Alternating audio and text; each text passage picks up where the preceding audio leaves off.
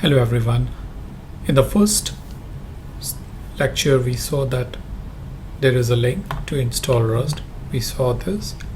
In this one we are going to run that script on the system, in this case Mac OS, to install Rust.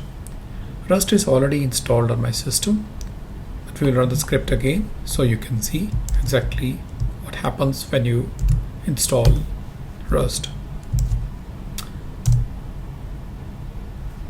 When we run this script, it is going to give you three options: proceed with the standard installation, customize the installation, or cancel the installation. In this case, we are going to go with the default installations. I am installing this on Mac M4.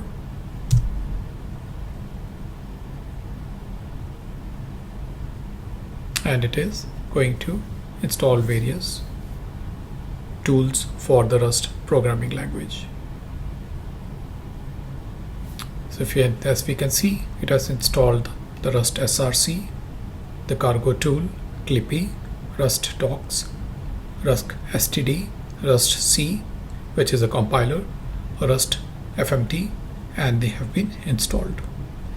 We can check if Rust has been installed on the system by running Rust C --version, and we can see the output that Rust is installed on the system.